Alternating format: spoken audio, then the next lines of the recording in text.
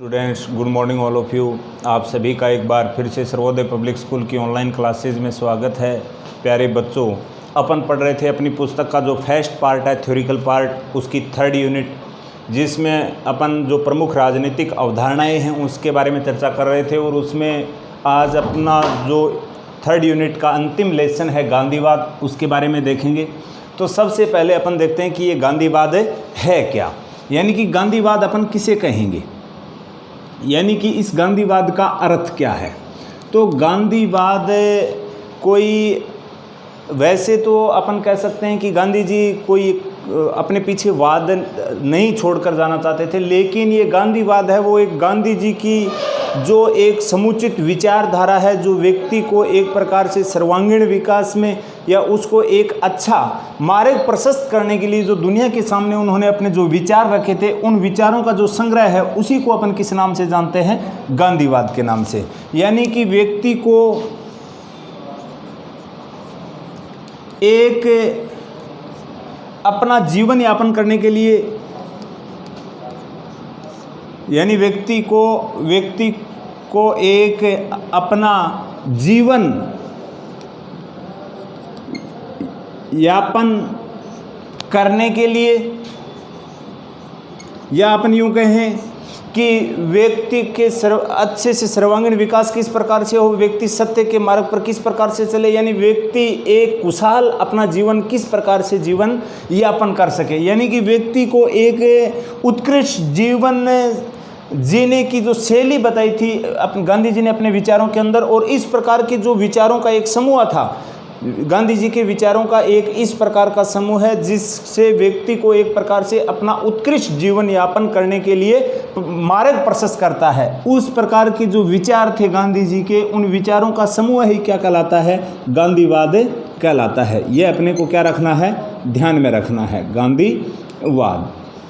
यानी कि गांधी जी है वो दुनिया के सामने एक प्रकार से सब लोगों का खुशहाल जीवन किस प्रकार से वो अपना जीवन यापन करे, या अपन कहें कि किस प्रकार से एक उत्कृष्ट जीवन दुनिया है वो अपना यापन करे। तो इसके लिए गांधी जी ने अपने अलग अलग विचार प्रस्तुत किए थे दुनिया के सामने, और उन विचारों का समूह है वो ही क्या कहलाया था, गांधीवाद कहलाया था। अब देखते हैं कि गांधी जी हैं वो एक प्रकार से एक उच्च व्यक्तित्व के धनी थे, जिसके अगर अपन सामान्य जीवन परिचय की इनकी बात करते हैं तो इसका पूरा नाम जो मोहम्मद करमचंद दास जो गांधी था, इसका जन्म है वो 2 अक्टूबर 1869 को हुआ था। 2 अक्टूबर 1869 को गांधी जी का जन्म हुआ था। और इसकी अगर अपन बात करते हैं कि ये शुरुआत से ही एक प्रतिभाशाली इंसान रहे हैं गांधी जी, और गांधी जी ने एक प्रकार से सत्य के मार्ग पर चलकर दुनिया के सामने एक प्रकार से अपन कह सकते हैं सत्य अहिंसा के मार्ग पर चलकर एक प्रकार से एक उत्कृष्ट दुनिया को अपने जीवन यापन करने के लिए एक मार्ग प्रशस्त किया था। उस मार्ग प्रशस्त किया था, उसी के अकॉर्डिंग दुनिया अगर चलेगी तो एक प्रकार से अपन कह सकते हैं विश्व में शांति व्यवस्था कायम रह सकती है। इस प्रकार के विचार गांधी जी ने अपनी इस विचारधारा में दिए थे। तो अब अपन अगर देखते हैं तो गांधी जी सत्य के बड़े उपासक थे। अपन कह सकते हैं सत्य अहिंसा आपसी जो भाईचारा है, भ्रातृत्व के जो भाव है, उसके उपासक या पुजारी थे। और गांधी जी ने यहाँ तक यह एक धार्मिक व्यक्ति थे गांधी जी, यानी आध्यात्मिकता में सबसे ज़्यादा विश्वास रखते थे। अगर गांधी जी की अगर अपन बात करते हैं साथ में इसके विचारों के साथ ही, तो गांधी जी है वो राजनीति के साथ भी, राजनीति है उसको भी क्या करना चाहते थे, राजनीति को भी पवित्र बनाना चाहते थे। और राजनीति को पवित्र बनाने के लिए राजनीति को किसके साथ जोड़ने पर बल देते थे, धर्म व न्याय के साथ जोड़ने का गांधी जी ने क्या किया था, प्रयास किया था। ये बात आती है अपने जो राजनीति के अंदर जो एक प्रकार से हिंसक प्रवृत्तियां होती हैं, दुराचार होते हैं, उस प्रकार की प्रवृत्ति को रोकने के लिए गांधी जी राजनीति को एक प्रकार से पवित्र करना चाहते थे। और गांधी जी ने राजनीति के साथ किस जोड़ने का प्रयास किया था, धर्म और न्याय का, क्योंकि धर्म है वो अपने को नैतिकता का पाठ पढ़ाता है और न्याय है उसमें सब लोगों के साथ एक समान व्यवहार होता है, किसी के साथ कोई बुरा व्यवहार नहीं किया जा सकता। तो ये बातें आती है अपने राजनीति को एक पवित्र बनाने के मार्ग में भी। अपन अगर बात करते हैं गांधी जी के संबंध में तो अपन कह सकते हैं कि धर्म और जो ये न्याय है उसको साथ जोड़ने का गांधी जी ने क्या किया था, प्रयास किया था। और गांधी जी हैं, उनके जो तरीके थे वो एक प्रकार से प्रयोगात्मक थे, और उनकी अगर अपन बात करते हैं तो वो एक अनुभववादी विचारक भी कह सकते हैं अपन गांधी जी को। और गांधी जी हैं, और गांधी जी की इस विचारधारा के संबंध में अगर अपन देखते हैं तो गांधी जी के जो प्रमुख राजनीतिक मूल्य हैं या उनके जीवन के जो प्रमुख मूल्य हैं उनको अगर अपन देखते हैं, गांधी जी के प्रमुख जीवन के मूल्य, तो गांधी जी सबसे ज़्यादा बल देता था वो सत्य पर देता था, यानी कि कभी झूठ नहीं बोलना। सत्य के वो उपासक थे, सत्य के वो पुजारी थे। साथ में अहिंसा, यानी कि किसी भी व्यक्ति को मन वचन कर्म आदि से किसी का आघात नहीं पहुंचाना या किसी को बुरा नहीं करना, अहिंसा कहलाता है। एक तो होता है हिंसा और एक होता है अहिंसा, यानी कि हिंसा और अहिंसा में अगर अपन अंतर देखते हैं तो हिंसा वो स्थिति होती है जिसमें मारकाट होती है और अहिंसा में शांतिपूर्ण तरीके से किया जाता है। लेकिन गांधी जी के विचार इसमें कुछ अलग थे। गांधी जी का मानना था कि केवल मारकाट ही हिंसा नहीं है। अगर अपन किसी को बुरा बोलते हैं अपने मन से, अपने कर्म से, अपने विचारों से अगर किसी को अपन आघात पहुंचाते हैं तो वो हिंसा है। और अपन अगर किसी को मन वचन कर्म, यानी कि मन से, वचन से, किसी का मन से, वचन से और कर्म से अगर अपन किसी का आघात पहुंचाते हैं तो वो हिंसा हो जाती है। यानी मन वचन कर्म आदि से व्यक्ति को किसी का आहत नहीं पहुंचाना चाहिए या किसी का बुरा नहीं करना चाहिए। ये किस में आता है? अहिंसा में आता है। और साथ में ये बात करता है आपसी भाईचारे की भावना को, भ्रातृत्व के जो भाव हैं उनको, यानी एक प्रकार से मिलजुल कर रहने में ये सबसे ज़्यादा क्या करता है? विश्वास करता है। तो इसी की ये जो गांधी जी के जो प्रमुख जीवन मूल्य हैं उसमें जो अहिंसा है, अब अगर अपन बात करते हैं आपसी भाईचारे की, सत्य की या अपन प्रेम की बात करते हैं तो ये गांधी जी एक प्रकार से इस प्रकार की नीति के आधार पर ही अपने मूल्य के अंदर राजनीति को क्या बनाना चाह रहे थे? पवित्र बनाना चाह रहे थे। और राजनीति के अंदर वो किसको जोड़ना चाह रहे थे? धर्म और न्याय को, ताकि किसी के साथ क्या नहीं हो? अन्याय नहीं हो।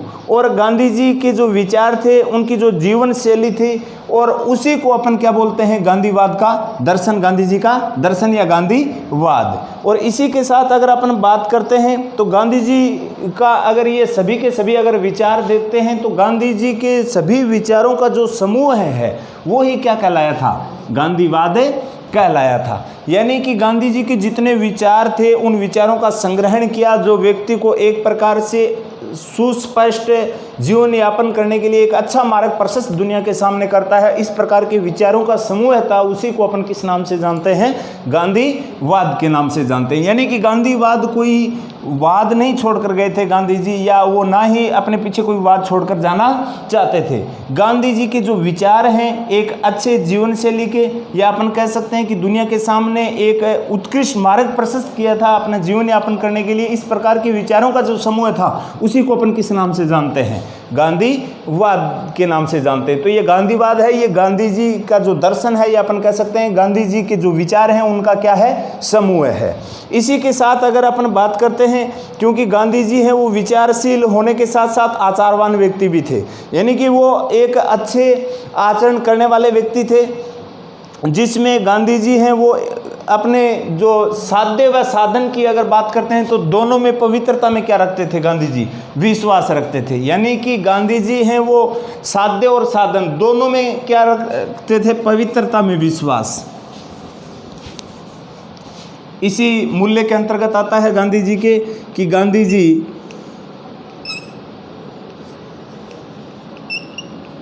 साध्य व साधन दोनों की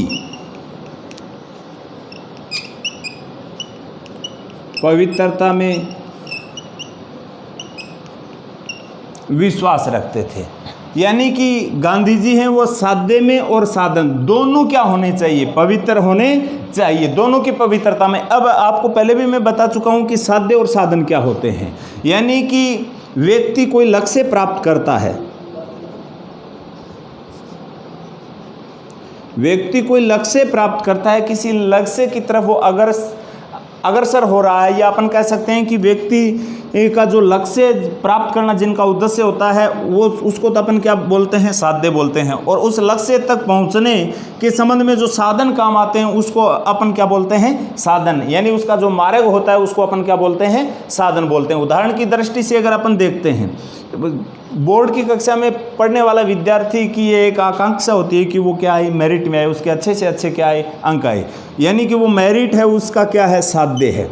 या क्लास टेस्ट की अगर अपन बात करते हैं, क्लास टेस्ट होता है बच्चों का, तो उस समय क्या होता है कि सब बच्चे ये सोचते हैं कि मेरे 10 में से 10 नंबर आए, यानी कि 10 नंबर लाना उनका क्या है, लक्ष्य है, जिसको अपन क्या बोलते हैं, साध्य बोलते हैं। और 10 नंबर लाने के लिए वो किस प्रकार की मेहनत कर रहे हैं, किस प्रकार से वो टॉपिक को पढ़ रहे हैं, या वो नकल कर रहे हैं और कर रहे हैं। तो ये दोनों ही, ये जो वहाँ तक पहुँचने का यानी 10 नंबर लाने तक के जो प्रोसेस प्रक्रिया हो रही है उसको अपन किस नाम से जानते हैं, साधन नाम से। और जो 10 नंबर ला रहा है अर्थात वो लक्ष्य को प्राप्त कर रहा है वो क्या है, साधन। तो गांधी जी का मानना है कि लक्ष्य भी पवित्र होना चाहिए और उस तक पहुंचने के जो मार्ग हैं या काम में लिए जाने वाले जो साधन हैं वो दोनों क्या होने चाहिए, पवित्र होने चाहिए। तो ये गांधी जी का जो दर्शन का अगर अपन मूल्य की बात करते हैं तो ये बातें अपने सामने उभर कर सामने आती है। इसी के साथ अगर अपन बात करते हैं गांधी जी के संबंध में ही, तो गांधी जी के विचार हैं वो अपन ने देख ली कि वो उनका एक समूह है, यानी कि वो एक मानवतावाद में विश्वास रखते हैं, ईश्वर में अटल विश्वास रखते हैं। गांधी जी हैं वो ईश्वर के अंदर बहुत ज़्यादा क्या रखते हैं, विश्वास रखते हैं, यानी कि ईश्वर के प्रति उसका मोह है वो क्या है, ज़्यादा है। और इसी के साथ अगर अपन बात करते हैं इसी में, तो गांधी जी हैं वो अपने जो समूहवादी विचार हैं उनमें भी ये साथ में करते हैं। और साथ में ये जो ग्राम स्वराज की बात आती है तो उसके अंदर भी गांधी जी सबसे ज़्यादा विश्वास रखते हैं। और इसी के साथ साथ गांधी जी है वो सत्य अहिंसा के साथ साथ ऐस्ते के अंदर ऐस्ते पर बल देते हैं, ब्रह्मचर्य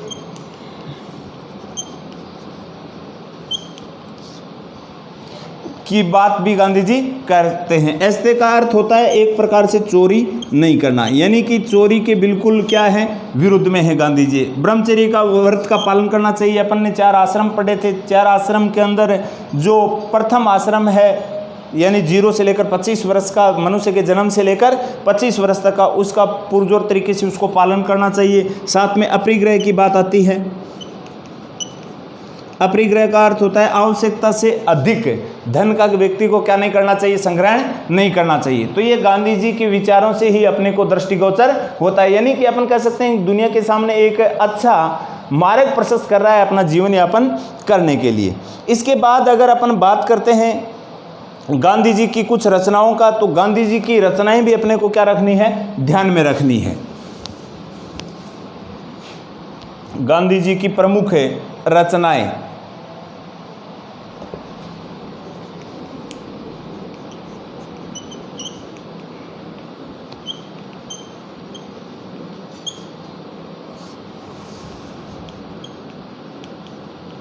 जैसे हिंद स्वराज। हिंद स्वराज है गांधी जी की एक क्या है, प्रसिद्ध पुस्तक है, इसकी एक रचना है जिसमें गांधी जी ने एक प्रकार से दुनिया के सामने जो आपसी भाईचारे की बात है और है उनकी बातें की गई है। और दक्षिणी अफ्रीका के जो सत्याग्रह का इतिहास है ये भी इसकी एक रचना है। दक्षिणी अफ्रीका के सत्याग्रह इतिहास, इसके संबंध में भी गांधी जी ने जब शुरुआत में गांधी जी ने जो आंदोलन की शुरुआत की थी वो गांधी जी ने अपने दक्षिणी अफ्रीका से की थी। और दक्षिणी अफ्रीका में जो एक प्रकार से प्रजाति विविधता उसके खिलाफ उन्होंने ये आंदोलन किया था। साथ में सत्य के लिए प्रयोग, ये भी गांधी जी के, यानी सत्य के साथ मेरे प्रयोग, और गीता पदार्थ, ये इसकी क्या थी, प्रमुख पुस्तकें थी। यानी कि सत्य के साथ मेरे प्रयोग, ये गांधी जी की प्रमुख रचनाएं हैं जो अपने को क्या रखनी है ध्यान में। यानी कि क्वेश्चन पूछा जा सकता है कि गांधी जी की कोई 2 रचनाओं के नाम बताइए, तो हिंद स्वराज हो गई, दक्षिण अफ्रीका के सत्याग्रह का इतिहास हो गया, सत्य के साथ मेरे प्रयोग, ये गांधी जी की प्रमुख क्या है रचनाएं हैं। इसको भी अपने को क्या रखना है, ध्यान में रखना है। इसके अलावा भी गांधी जी ने प्रमुख पत्र पत्रिकाओं का एक प्रकार से विवेचन किया था, जिसमें नवजीवन है, यंग इंडिया है, हरिजन है, ये भी आपको क्या रखना है, ध्यान में रखना है। यानी इसके प्रमुख पत्र पत्रिकाएं या समाचार पत्र कह सकते हैं, जैसे यंग इंडिया, हरिजन,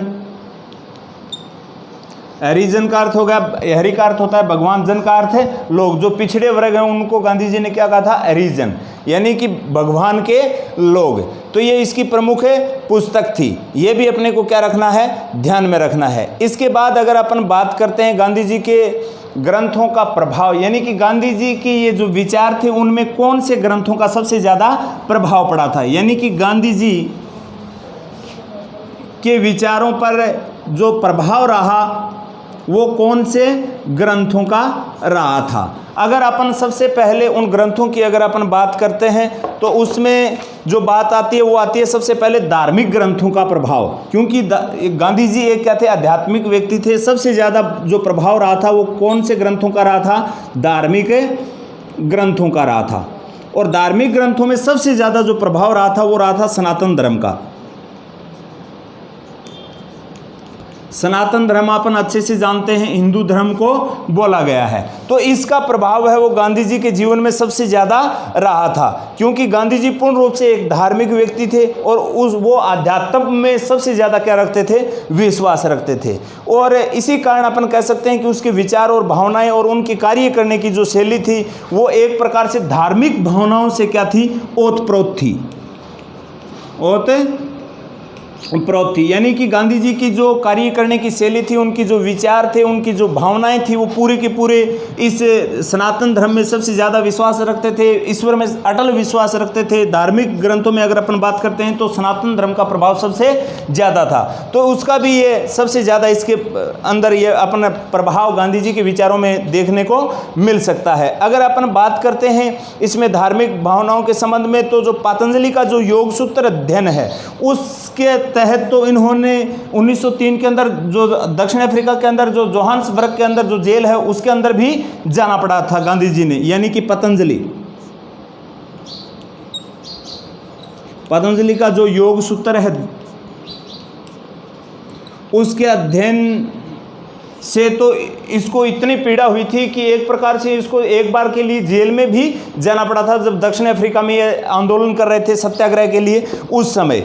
और उसमें ये सबसे ज़्यादा अपरिग्रह का आपको अर्थ बताया था, आवश्यकता से अधिक धन का संग्रहण नहीं करना। यहाँ पर मैंने बताया था अपरिग्रह का अर्थ होता है एक प्रकार से आवश्यकता से अधिक व्यक्ति को धन का संग्रहण नहीं करना चाहिए। अगर व्यक्ति आवश्यकता से अधिक धन का संग्रहण कर रहा है तो वो एक प्रकार से क्या कर रहा है, लोगों का शोषण कर रहा है।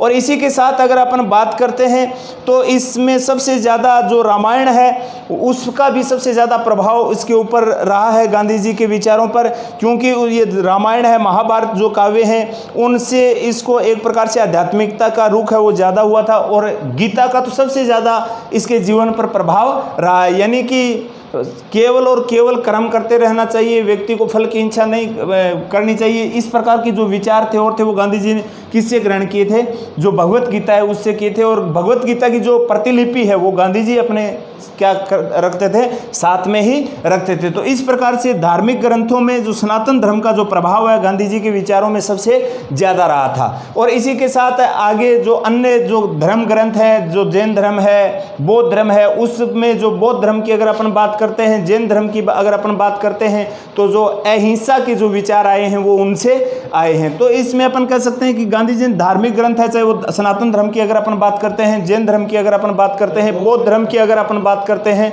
तो ये पूरा का पूरा जो प्रभाव है वो गांधी जी के विचारों में अपने को देखने को मिलता है। इसी के साथ अगर अपन बाइबल की बात करते हैं तो बाइबल ग्रंथ का भी इसके अंदर प्रभाव रहा है, जिसमें वो बुराई है उसको भलाई में परिवर्तन की अगर वो बात करते हैं, वो तो किसके आधार पर करते हैं, अपने इस ईसाई धर्म से ही जो बाइबल जो ग्रंथ है ईसाई धर्म का, उससे ही प्रभावित होकर करते हैं। कि गांधी जी है वो एक प्रकार से इस प्रकार की अवधारणा में विश्वास रखते हैं कि जो बुराई है उसको भलाई में किस प्रकार से परिवर्तित किया जाए, और जो शत्रुता है उसको मित्रता में किस प्रकार से परिवर्तित की जाए। इस प्रकार के जो संपूर्ण जो विचार थे गांधी जी के कौन से ग्रंथों से आए थे, इन सभी धार्मिक ग्रंथों से आए थे। आज के लिए अपन देखेंगे इतना ही, बाकी का जो बचा हुआ पार्ट है वो अपन देखेंगे आगे की नेक्स्ट कक्षा में, क्योंकि आज का ये काफ़ी वीडियो फिर बड़ा हो जाएगा।